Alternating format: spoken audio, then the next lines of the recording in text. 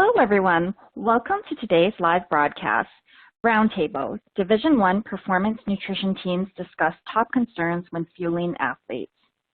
I'm Jennifer Grebo, Editor-in-Chief of Nutritional Outlook, and I'll be your moderator for today's event. We are pleased to bring you this webcast presented by Nutritional Outlook and sponsored by NSF International. NSF International's Health Sciences Certification Program helps ensure the highest levels of product and ingredient quality and safety through its accredited certification programs and testing services for the dietary supplement and personal care industries. As part of its independent public health mission, NSF provides accredited certification for dietary supplements, cosmetics and personal care products, and OTC drugs to ensure continued compliance with the most rigorous global standards. We have a few important announcements before we begin. This webcast is designed to be interactive, and we encourage you to ask questions during the event. You can submit questions by typing them in the Q&A box, which can be found on the right-hand side of your screen. You can enlarge the slide window by clicking on the small square icon in the upper right-hand corner of the slide window, or by hovering your mouse over the lower right-hand corner and dragging the window to the desired size. The slides will advance automatically during the event. If you have any technical problems viewing or hearing this presentation, please click on the question mark help widget in the dock at the bottom of your presentation window. I would now like to introduce today's speakers. We are pleased to be joined today by John Travis, Caroline Mandel, Rob Masterson, and Dave Ellis. John Travis leads NSF's Certified for Sport Dietary Supplement Certification and Banned Substance Screening Program. He works closely with athletes, athletic leagues, and anti-doping agencies, and supplement manufacturers and brands in this role. He has been deeply involved in NSF sports supplement research and testing programs for more than 25 years. Caroline Mandel is in her 22nd year as a Director of Performance Nutrition at the University of Michigan Athletic Department, providing medical nutrition therapy, nutrition education, and fueling programs to over 900 Division I varsity student athletes competing on 29 teams, and overseeing a staff of 4 performance dietitians. Caroline earned her undergraduate degree in exercise physiology from the University of Massachusetts. Rob Masterson joined Michigan State University in 2016 and serves as the athletic department's Director of Performance Nutrition, overseeing the nutrition operations for all varsity teams. In this role, Rob serves the nutritional needs of student athletes by providing science-based nutrition intervention, education, counseling, information, and guidance, with the goal of optimizing overall health and athletic performance. He is a 2009 graduate of Michigan State's dietetics program. Dave is a veteran sports RD in his 40th year of work in sports. Dave is the Director of Performance Nutrition at the University of Nebraska's Department of Athletics and advisor to Major League Baseball and MLB Players Association on food and supplement security issues. Dave was also the first president of the Collegiate and Professional Sports Dietitians Association. Thank you all for joining us today. John, please get us started. Thank you for the kind introduction, Jennifer. It's my pleasure to be here with my esteemed colleagues. Instead of listening to me talk, let's listen to the experts talk on sports nutrition and the issues that they face in their roles. First question, and I think I will lead off with Caroline. Nutrition needs of elite athletes. What do they eat? What do they need to eat? And what do they want to eat? Thanks, John. Yeah, that's a really great question. And as I've thought about that one, I think that nutritional needs of elite athletes aren't completely different than the nutritional needs for many healthy people. And our elite athletes need more of some nutrients like calories, carbohydrates, protein, fluid, and maybe less of others. For example, maybe less fiber on a competition day to reduce risk of gastrointestinal distress. Their nutritional needs are going to depend on so many different factors, from growth of adolescent children and young adults to the type of sport the athlete is doing. And nutrition needs to be periodized along with the changing training goals and competition goals throughout the year, the nutrition needs are not static. We also have to consider athletes on special diets with food allergies and intolerances to help adapt what they need. At the end of the day, it really is the dietitian's job to help the elite athlete to create a personalized and sustainable meal plan that fuels their performance and recovery, as well as promoting optimal health, while eating foods that they enjoy. So those words want and need are actually very important, and the dietitian is really the professional of choice to help merge those two considerations. Very good, Caroline. Rob, I'm curious as to what your thoughts are on this topic. Yeah, thanks, John. It is a good question, and I would just add to what Caroline had mentioned and say that, you know, I guess the question itself, what do they want and what do they need to eat, is a little bit layered and almost contradicting, because in my experience, what I've seen sometimes or many times is that, you know, what our student athletes want and need to eat are oftentimes the same thing. It just depends on the environment and the circumstances and what we do as sports dietitians to help make sure those are the same thing. So, you know, most of us, I think, in you know, general society and public are going to choose a path of least resistance, and our athletes are no different unless we step in and provide the proper education and guidance. So, you know, that's why it's so important for us as the nutrition experts, as sports dietitians, and where we can really be impactful is to educate them, you know, talk to them about planning ahead, reviewing dining hall menu options, going over things like meal preparation. That way, it's a lot easier for them to take into consideration the nutritional value of the foods that they choose over just the convenience factor, because I think it's just human nature and just the environment we live in now where we're going to choose what's easiest and what's put in front of us. Another reason why I think it's so important and why, you know, I think I can speak for everyone on this panel. We're very fortunate to be in athletic departments that support things like fueling stations and dining facilities, so that we can have some control and say as the nutrition experts as to what our athletes get within our facilities. So Dave, as a 40-year veteran in this group, I'm sure you have seen a lot of changes over the years, and I mean, with this question, you can offer a great perspective. Yeah, I mean, what they want is probably a food truck to pull up outside their apartment at 10 o'clock at night, and so they can play video games till 1 in the morning and eat. What they need is an appetite when they wake up in the morning, and so we're in a continual battle with the cultural environment that goes on in a collegiate setting where social life starts at 10 o'clock and ends way too late, and their appetites kick up, and getting a meal pattern formatted that isn't really destructive, where they're conforming to what's going on around them on campus or even when they move off campus, is a real challenge. And their first year is vulnerable in the dorms, or second year is vulnerable if they move off campus. You know, it can be a couple of years before they actually get their act together. And of course, we love them to have some real skill sets when it comes to shopping and cooking, so that when they do move off campus, they're just not having somebody deliver food to their apartment or going through the drive-thru. So it's a real fundamental thing that we're up against in sports when it comes to getting these athletes to take the healthy route compared to what's going on around them on a typical collegiate campus where there's a party Wednesday through Sunday or more. So I have a follow-up question for all of you with this. Being from major Division I college schools, you probably see student athletes coming from a variety of socioeconomic backgrounds.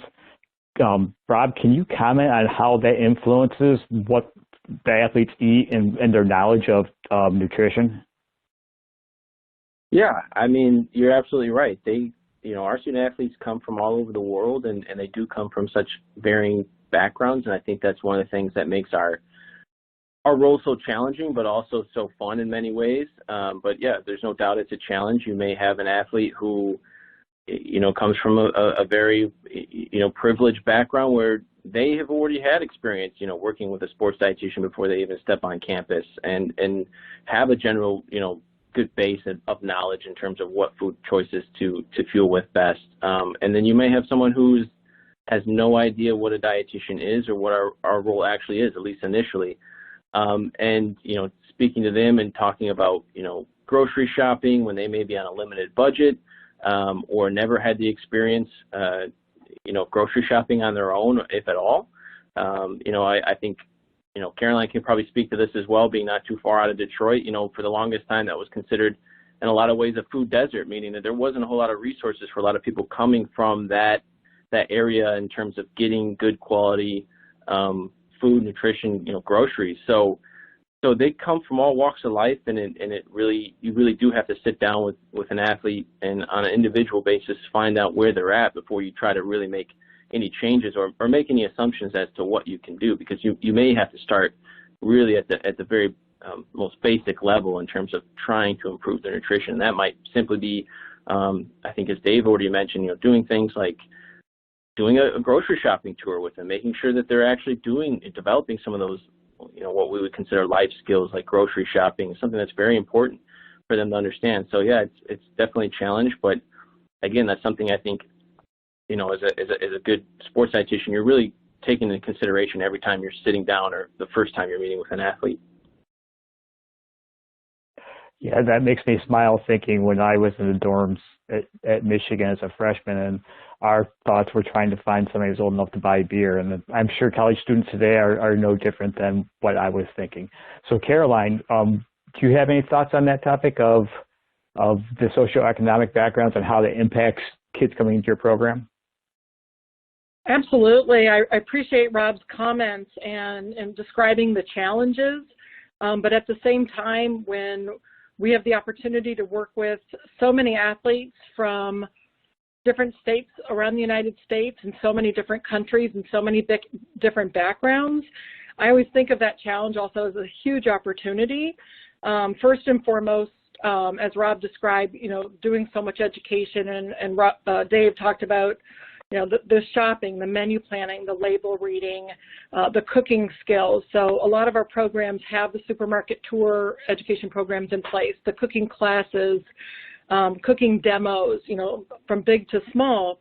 But I think it's also important to do those baseline assessments and find out, what each individual athlete, assess their knowledge, assess their behaviors, assess their skills, assess their resources, so you can really meet them where they are. And at the same time, I've had the pleasure over the years to learn so much from our student athletes who come from other places around the country and around the world, and we've actually taken that as an opportunity to have our athletes teach each other a little bit about their culture, about their foods, about things that they love, which allows other athletes to get exposed to new things, which is one of the really, huge things about being in a collegiate environment and really embracing diversity, equity, and inclusion. That's excellent. I'd love to hear those thoughts. Dave, so I know you have been here. You originally came in under Dr. Tom Osborne at Nebraska, and we're one of the first sports dietitians. So I'm sure that it's changed over the years. Can you talk to this particular topic in historical context of what you saw back then and what you see now?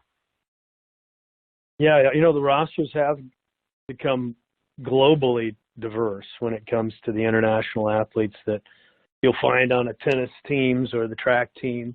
Just to give a couple examples where there seems to be more of an international mix.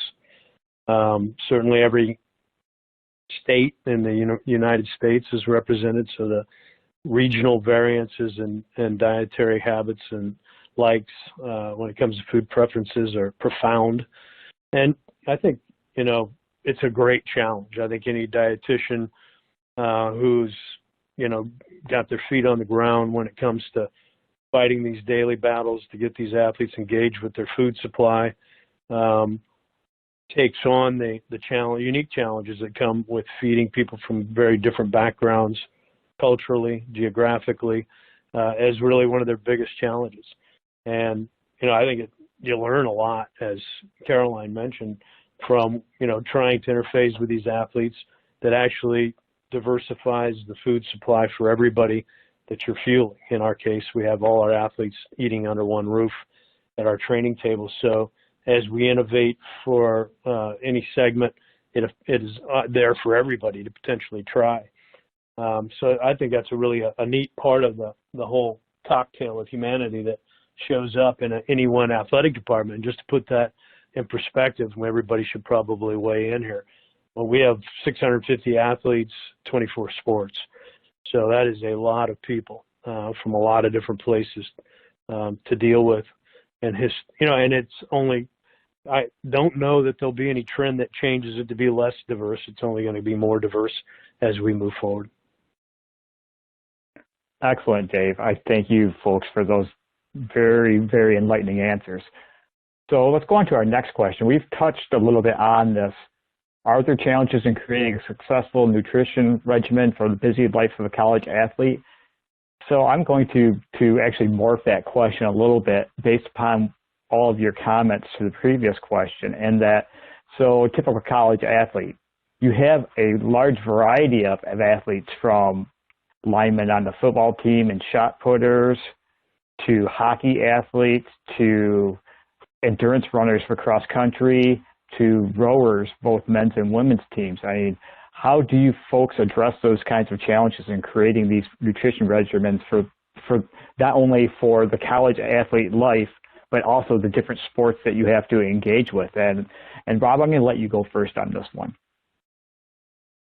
Yeah, thanks, John. It's another really good question, and it is certainly a challenge. I think first you got to start by understanding the sport that you're working with and the athlete, and getting to know what their individual goals are and what they're trying to accomplish. But I guess in a more broader sense, I would certainly say, I think in my experience that one of the biggest challenges is getting our athletes, and even sometimes our coaches and staff that we're also working with, to understand that, we're really talking about behavior change, and that takes time. And we don't necessarily work in an environment where we're given a lot of time or expected to have a lot of time to make these changes. There's oftentimes demands, and coaches are in tough spots where, the truth is their jobs are kind of on the line, and they want things to happen now or yesterday. And so it's a real challenge in trying to balance, sitting down with an athlete. And I think they also come in sometimes with an expectation, of instant gratification and seeing these dramatic, body composition changes and things like that, whether it's on social media or whatever platform. And they almost expect the same thing. And so having some discussion about, what the expectation is and how long, a semblance of a timeline, I guess you could say, is really important in my opinion, because nutrition habits are only that because they're consistently done over time. And again, that's we're talking about time here. So I think that's a real challenge, and just making sure that the student athletes specifically understand that they're not going to get a whole lot out of a single 5-minute discussion with a sports dietitian, at least not initially, and that they should expect to have regular follow-up and regular communication with them, and that over the periods of weeks or months can really lead to lasting beneficial dietary changes.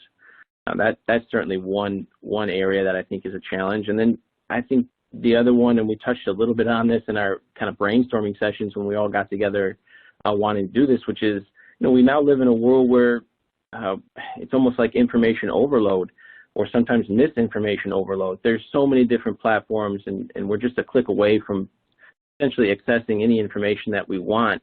I've noticed a lot of times now we have a lot of athletes who come in who have misperceptions as to what an ideal diet is for their sport or for them personally, and they may be following a so-called guru or influencer on Instagram, and that's where they're getting their information. And I found the real challenge, especially in the last couple of years, is it's gone from working with athletes who may have minimal, at least initially minimal, nutrition knowledge and understanding to they believe they have a lot, but it's misinformed or misaligned with what ultimately we as sports dietitians would like to see for them. So getting them to kind of unlearn some of that information as opposed to just learning what it is you're trying to teach can be an added challenge. But again, it's something that I think really can be exciting in some ways and a good challenge, because you ultimately want any student athlete that sits down with you to walk away knowing a little bit more about how to fuel their bodies and how to improve their health through nutrition. Thanks, Rob. That's an excellent response. So, Caroline, same question to you.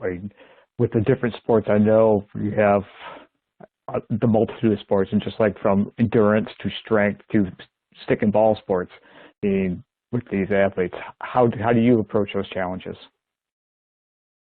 Yeah, I think Rob bringing up, the time and the resources, I think, we're all challenged with that. And on the other side of the coin, I think the staffing models in these, Division I athletic departments is the performance dietitians are going to be working with more than one team, so we're not always present at all times to answer those valuable questions.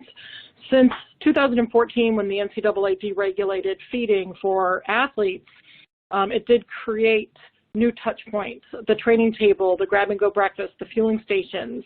So dietitians are present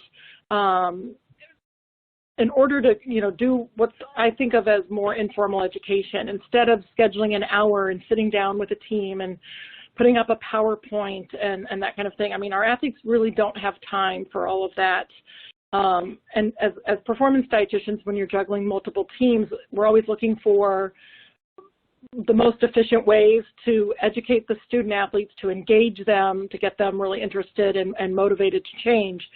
So I think with deregulation, we've been able to be so much more present to be in front of the athletes when they're saying, oh, hey, I meant to ask you about, this new restaurant, or, can you review this supplement for me? Or, I really cramped at practice yesterday. And so we're able to be more timely in that. And then along the second thing that Rob was talking about, it really made me think about how much the performance dietitian who's providing all of this evidence-based sports nutrition care in a world where the research is helping us to really change our practice, grow our practices with new knowledge. We're competing with so much noise. Rob mentioned the social media. There's so many influencers out there that sometimes those voices are louder for this generation of college student athlete, or just living in a culture where everyone thinks that they're the expert. So, coming up with really creative ways to meet the challenge, to get the student athlete's attention, to have them really think about food as such an important training tool to advance, their athletic careers and reach their goals. I know I'm going to talk about, so when I went to college, as an 18-year-olds tend to think they know everything. So Dave, what are your thoughts on this topic? Well, these busy athletes, right? Oddly enough, I think one of the biggest challenges we have is keeping them on schedule from the time their feet hit the floor in the morning to the time they finally pull the plug in the evening on a sequence of fueling events and hydration opportunities over the course of the day that they don't fall behind on. Literally, these athletes, their demands are unique in that they need more calories, they need more frequent intakes, they have bigger fueling or hydration challenges than people that are just ambling to class on campus for the most part. And so if they get behind, there's only so much they can get down at one time, and sooner or later they just run out of time. And that's a real big challenge in that, it can create a binge eating pattern late in the evening where they're trying to play catch up and their appetites finally catch up and they've got more time. And then it sets a stage for a kind of a fail out of the gates the next morning because they don't have an appetite to eat, breakfast, and it repeats. And so to me, that is, a prompting, being able to get past all the noise everybody's talking about and prompt these athletes to stay on a sequence, a pattern over the course of the day that serves them best when it comes to outworking the competition and facilitating recovery and having a strong immune system is a real big challenge because college does have so many distractions and social media has only made it worse as far as the distractibility. And I'll add one more point. You got to coach when these kids are ready to learn. I'm always taken back when I'm standing at football practice and, the last thing in the world I think somebody's going to come up and talk to me about is their goals, or, you know, a nutrition concept or a weight gain, weight loss concept that, you know, here we are watching practice and they're getting ready to take some reps and suddenly they've decided they want to ask a question while I'm close, and we have these amazing conversations in very short bursts, as Caroline was mentioning, and you got to seize that. I mean, I think when these athletes are ready to learn, you gotta get what you can get done at that time, and take a flyer for wrapping up that conversation when you get done with practice, or that you cross paths with them during their next lifting session or their next meal where you're going to be around them. So being good on your feet, that's a big part of our job. That's excellent. It's actually great to hear that you're able to engage athletes in all kinds of areas and not just like kind of a classroom setting or when you're actually feeding them. The last question, what role do dietary supplements and functional foods play in the success of a nutrition program for the collegiate athlete? And with this question, I'm going to ask Dave to respond first, please. Well, you know, 40 years is a long time to be around the evolution of the dietary supplement industry, for better or worse, and functional food manifestations that are evolving rapidly before our eyes. You know, so when you think about conventional foods where somebody's added a functional ingredient that is probably a typical of an amalgamation that might surface in the supplement industry, you know, it is a very fast-moving, ever-evolving landscape. And, you know, our athletes do bump into it. Certainly with name, image, and likeness right now, there are companies that are pursuing our athletes to connect their reputations to the supplement brand or functional food. You know, it's a very interesting time. And for everybody out there, you know, our challenge as sports dietitians is to make sure that, you know, drug-tested athletes don't stumble into something in an era of hypersensitive drug testing, picogram level sensitivity in drug testing, that can result in a positive drug test and loss of eligibility. You know, certainly we pray that it's never anything that we would fund or supply, and that we pray that these athletes don't stumble into something without talking to us about it that could get them in trouble. And so, you know, we're always, it's a constant challenge, this space, but it's not without its merits either. I mean, there's a reason that we as health professionals, sports dietitians, stay on top of what's going on in this space, because there's some performance value. There's definitely some health and well-being value from this space. We've just endured a challenging pandemic where immune obviously came to the surface as far as a big priority for athletes who had to congregate and fly and get on buses and airplanes before just about anybody else was out moving around.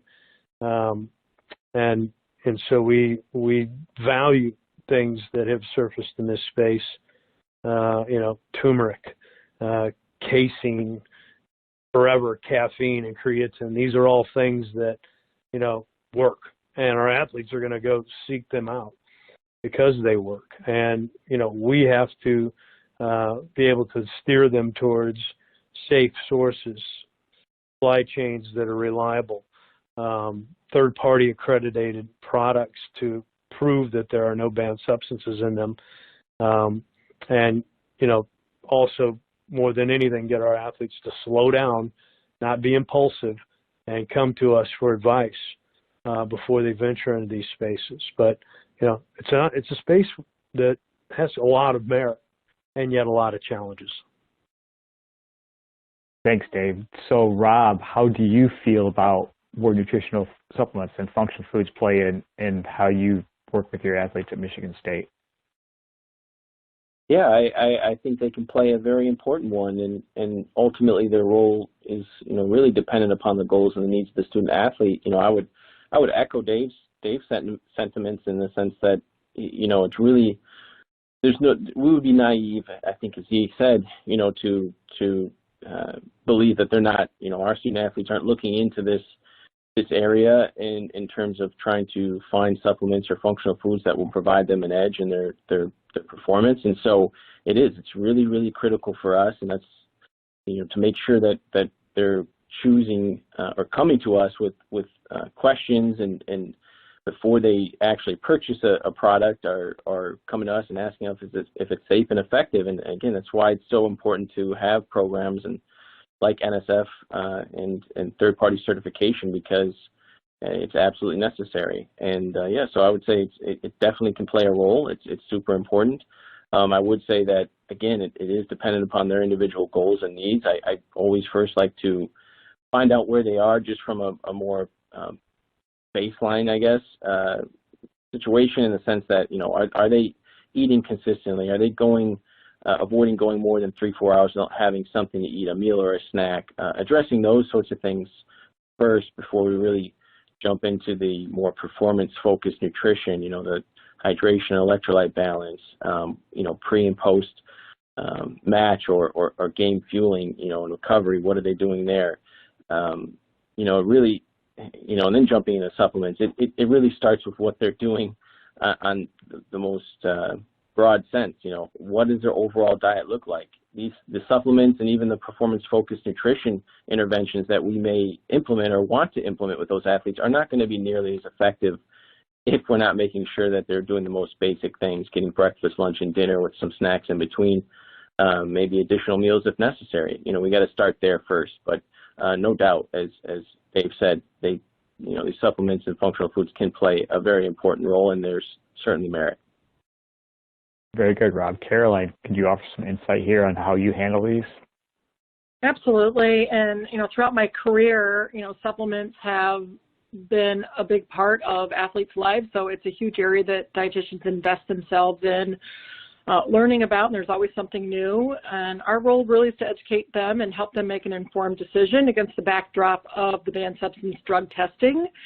At Michigan, along with nutrition education and fueling, we do a considerable amount of data collection, anywhere from body composition assessments, hydration testing, and lab values. So with this testing, we are then able to use dietary supplements in the truest sense of the word, with a traditional definition that a supplement is something that helps to augment the diet. So if I have an athlete where we're running our iron screening protocol and they have depleted iron stores or they have iron deficiency anemia, certainly on a medical side, then iron supplementation along with nutrition education and food changes are the standard of care for treatment.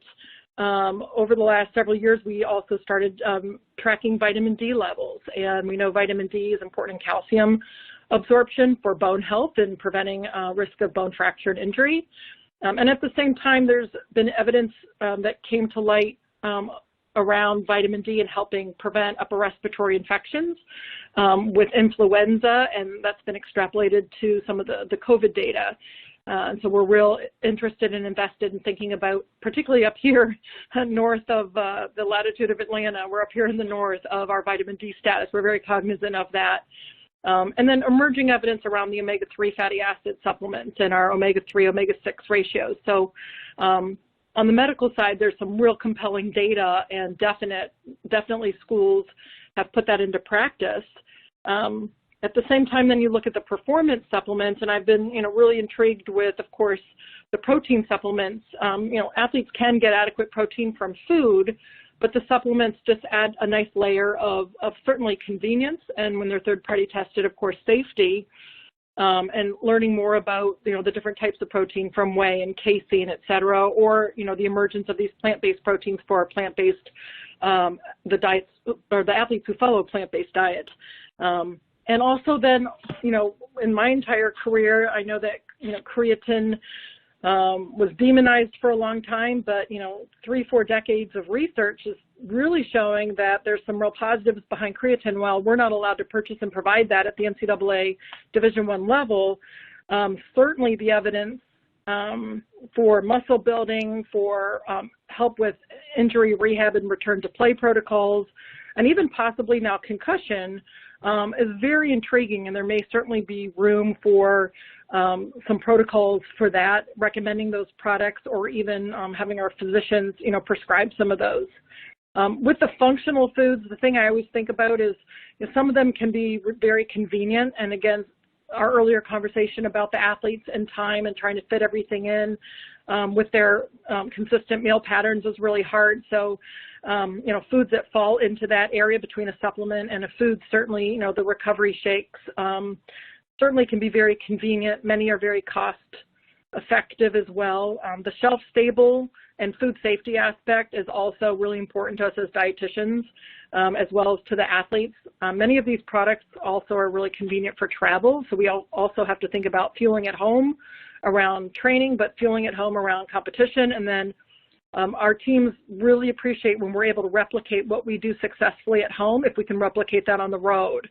And so many of these functional foods make a lot of sense. They travel well, and we're able to then create that predictable fueling and recovery pattern no matter where they are.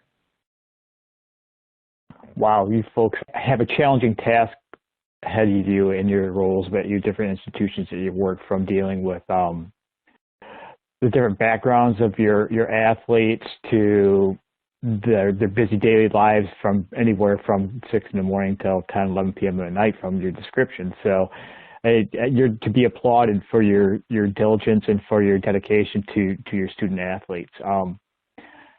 I'm going to give a little plug here for NSF. So NSF, you've heard our three panelists speak about third-party certification.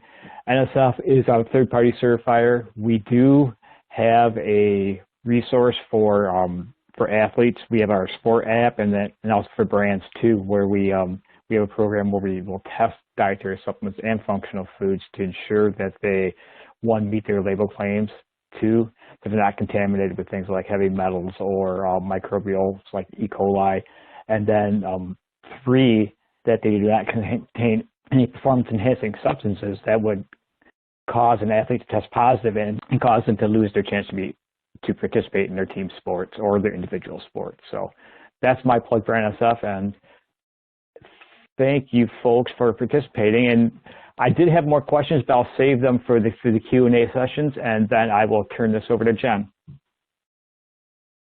Thank you so much. Thank you, John. Thank you, Dave, Rob, Caroline, for that really informative discussion. Before we get started on the question and answer session, I just want to remind our audience how you can submit questions. You can submit questions by typing them in the Q&A box, which can be found on the right-hand side of the presentation window. Okay, let's get started. Our first question is there anything that you would want supplement or functional food brands to know about how or why these athletes take these products? And I'll just leave that to any one of our excellent speakers today to dive in. I'd like to take a first stab at this, Dave Ellis. What I would love brands to be aware of is the fact that the athletes could get into this, make a purchasing decision on a very impulsive level, a desire to alter their body composition, hopefully at a smart time of the year in the off season, a performance factor like just general energy status. But it's really imperative that the people that are manufacturing and supplying ingredients in this space and manufacture finished product are aware that when you get down to picogram level drug testing sensitivity, that these athletes have to absolutely have assurance that what they're consuming is not adulterated in any fashion, because until there are thresholds in the anti-doping world for every compound that's out there that could be a positive doping agent, and the 270 plus number, I would imagine by now. John, you can tell us later on that. The reality is that any picogram amount could trigger a positive, even if it's not enough to elicit a doping response, truly of any value in the athlete. If it's there, it's there. And until there's thresholds that say a little bit's not doping and a lot is doping, and there's a threshold that you trigger, it's going to be a black and white problem that if it's there, you're positive. And athletes give a very disruptive appeal process they would have to go through to try to fight to prove their innocence from maybe supplying the product for testing that caused the problem, figuring out what product it was of many they could be taking. When we approach brands on behalf of athletes and let them know that this is a popular brand and it would really be great if you would consider third-party accreditation to somebody like NSF Certified for Sport, whether you're a functional food or a dietary supplement, we're on our knees begging for them to consider it. And, it's a large undertaking. We understand that. But, on behalf of these drug-tested athletes, whether they're collegiate or pro or Olympic, or even military personnel that might lose their jobs if they're drug-tested, it's a very important concept. Those are really good points. Thank you. Anybody else want to comment on this question? This is Caroline, and, along the lines like Dave was saying about, what are these athletes looking for, maybe altering the body comp, or maybe it's a performance factor, from the viewpoint of a collegiate student athlete who maybe is injured or maybe has been sick. There's so many products out there with so many claims around helping to prevent injury and illness or treat injury and illness or speed return to play. From the athlete's viewpoint, they'll do anything to, get the knee better, get through the concussion, have a stronger immune system, et cetera. And I think it just makes them very susceptible to false claims. And, in the viewpoint, I know from talking with folks at the Big Ten, they look upon someone who tests positive for a performance-enhancing drug just strictly as cheating. If it's a street drug, for a positive drug test, the attitude is, oh, that's an addiction, that's an illness. But products that are tainted with banned substances is really looked upon as cheating. And, again, we've really prioritized only purchasing and providing products that have been third-party tested and quite evidence-based. Absolutely. And anyone else? Yeah, John, this is John. I'm just going to, so both Dave and Caroline talked about the tainted supplements that could possibly cause an athlete to test positive. So that's part of that's the great unknown. That's part of why we do what we do at NSF is that there's not really a good knowledge base. There's one peer-reviewed scientific article about microdosing of a particular substance. In this case, is ostarine. It's a SARM selective androgen receptor modulator. But those are typically what we're seeing as contaminant levels in dietary supplements. If we're looking at contaminant levels, we're talking nanograms or even what Dave said, picograms. So what we don't know, and the reason why we still test these is that we don't know if these levels cause athletes to test positive. It's just not known. Now, there have been cases in the anti-doping world where athletes have been sanctioned for I think there was one, it was 40 picograms of ostarine, and they found, I think it was 120 picograms in a supplement. So the athlete was able to represent, and this is outside of collegiate sports, but was able to successfully defend himself. Now, I don't know if anyone knows how small amount of picogram is, but it is very tiny. Not enough to give anyone even a sniff of performance enhancement. John, how many analytes are you up to now at NSF on your drug testing component of your certification? So we're at 280 right now, and as you know, as the anti-doping world evolves, new drugs are developed for different legitimate reasons, whether it's sarcopenia, which is muscle wasting disease for older people that are in hospitals like Kate Monroe and stuff. There's a lot of drug development in that area. As you can see, or if one could think about it, then that can spill over into the sports world where a new drug is developed. There's patent out there. There's information that actually causes skeletal muscle growth, and they know testers are not testing for it. So that's a situation we're in. Okay, great. Thank you, John. Let's move to our second question. What types of products are trending for your athletes? This is Rob Masterson at Michigan State. If I could jump in, I would just say, one that I've noticed more recently is products that are more plant-based or have some sort of potential sustainability component of benefit. I've noticed a lot of athletes over the past couple of years have come to me with an interest in moving towards more of a plant-based diet. And initially that was something that I felt, or at least in my own experience, so anecdotal, but that the benefits and the reason why they were wanting to go towards that route were the potential health benefits. But now I've noticed that there's actually, sometimes the more primary reason for that is actually because they believe it's a more sustainable or environmentally friendly option as well. So if I could say there's one trend that I've noticed, it would be down that path. Okay, great. Anyone else want to chime in? I'm getting questions about some products that claim to increase immunity. I think it probably started at the beginning of the COVID pandemic. It continues on today with we're getting into the winter flu season, et cetera, and athletes, really feel strongly that they don't have time to, miss out on training and competition due to illness, and some of our updated protocols around that. I just don't know that there's a lot of evidence out there, and some of the products have never gotten even close to the third-party testing. But every day I'm learning about new things on the market that we didn't know about maybe 2 years ago. Yeah, and I'll throw a big one in is sleep. I think there's real explosion in how to take advantage of deep quality rest and the recuperative benefits that come, and essentially HGH pulsing more with deeper cycles of sleep, and all the recovery benefits that come there, and the immune benefits that would come also, and the memory, the learning benefits, you name it. I mean, the benefits are huge.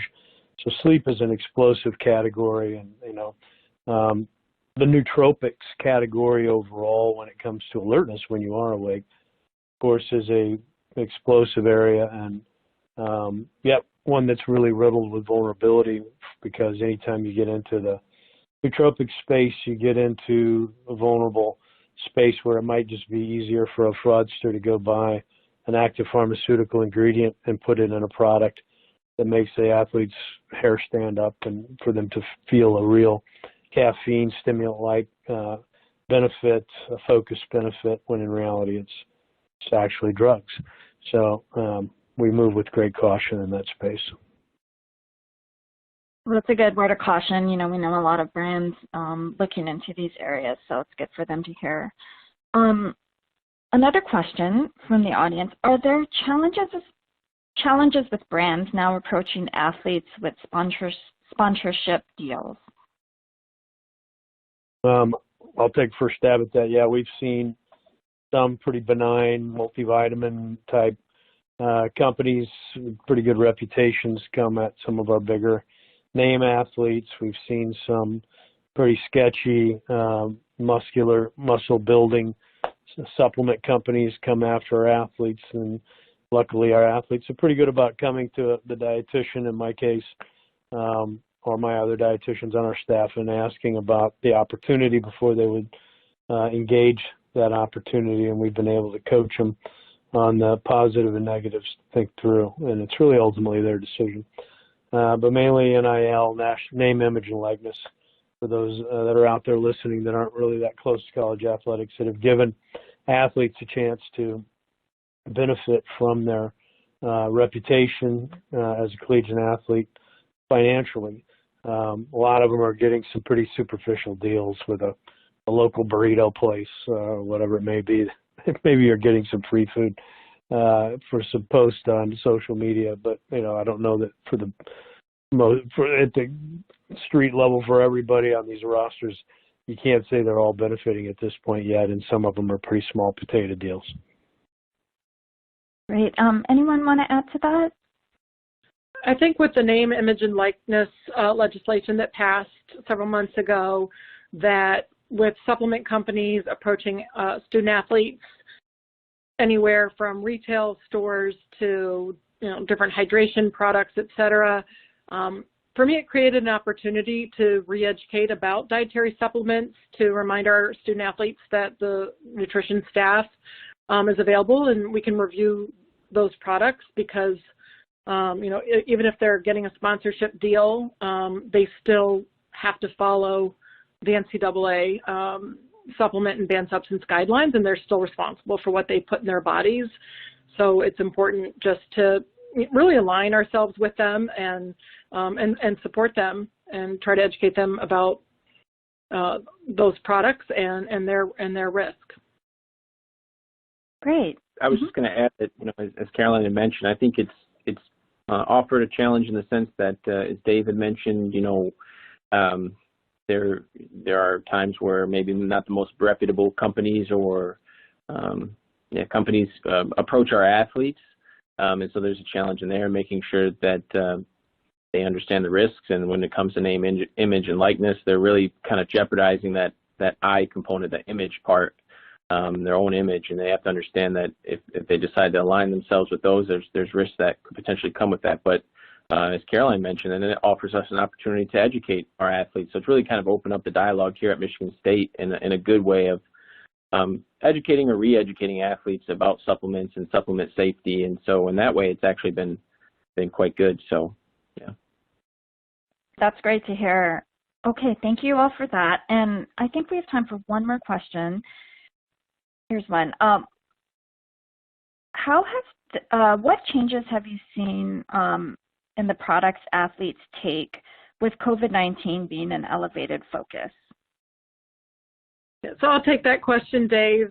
We're seeing a lot of products. I get questions nearly every day about different products to help with supporting the immune system, or I see a lot of claims about boosting the immune system, and those of us in science are aware that someone with a boosted immune system may actually have a dangerous autoimmune disease. So we don't want to boost the immune system, and I don't know that the claims hold any water necessarily. And we have to remember that the athlete brain sometimes thinks that if a little bit is good, then more is better. And I've seen some athletes take very high doses of products or ingredients that certainly may be NSF certified for sport, third-party tested, or seemingly innocuous, but high doses can still cause toxicities and can still cause harm. And we certainly don't want athletes putting anything in their body, if they don't know what it is. Some products I don't even know how to pronounce right now, so I'm still working that out. But again, we don't want them putting stuff in their body that might hurt them. So taking a step back and asking the athletes if they're doing the basics. Are you washing your hands and wearing your mask? And can we work on your sleep, as Dave talked about earlier? Spreading meals and snacks out throughout the day instead of the athlete epidemic that I remember when I first started working here at Michigan back in the 1990s, of athletes who undereat by day and overeat by night, and no wonder they're not hungry in the morning. But that underfueling during the day not only harms performance, but might make someone susceptible to the germs that are around us all the time. Perfect. Thank you so much for those insights, Caroline. And I think that we are unfortunately out of time. I want to thank the audience for attending and for participating in today's event. And I want to thank our speakers, John, Dave, Rob, Caroline, for all of the valuable information that you shared with our audience. I'd also like to thank our sponsor, NSF International, for making today's webcast possible. We'd like to ask everyone in the audience to participate in a brief survey. You can see the survey to the right of your screen. You'll receive an email alerting you when this webcast will be available for replay. We invite you to forward that announcement to your colleagues who may have missed today's live event. We hope to see you all next time. Thank you and goodbye.